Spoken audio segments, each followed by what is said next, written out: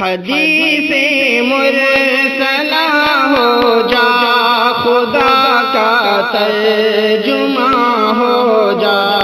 السلام علیکم ورحمۃ اللہ وبرکاتہ۔ کچھ احباب کی طرف سے یہ سوال ہے کہ ہمارے بچے یا بڑے شوہر بھائی وغیرہ بڑے غصے والے ہیں، تو کوئی ایسی دعا، کوئی ایسا وظیفہ بتائیں کہ جس سے ان کے غصے کے اندر کمی واقع ہو جائے۔ تو اس سلسلے میں قرآن کریم کی ایک آیت ہے وَالْكَاظِمِينَ الْغَيْظَ وَالْعَافِينَ عَنِ النَّاسِ۔ یہ آیت 40 مرتبہ پانی پر پڑھ کر کے، دم کر کے، پھونک مار کر کے ایک بوتل میں رکھ لیں اور صبح و شام 40 دن تک اس شخص کو پلانے کی کوشش کریں جس کے اندر غصہ بہت زیادہ ہے، وہ چاہے بچہ ہو اور یا چاہے بڑا ہو۔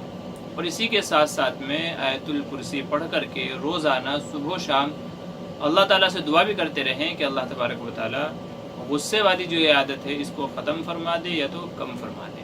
انشاءاللہ یہ عمل بڑا مجرب ہے اور بہت سارے لوگوں کو بتایا گیا تو ان کو اس سے فائدہ ہوا ہے، تو آپ بھی اس کو آزمائیں اور اس سے فائدہ اٹھائیں۔ قرآنی دعا ہے، انشاءاللہ شفا ضرور ملے گی۔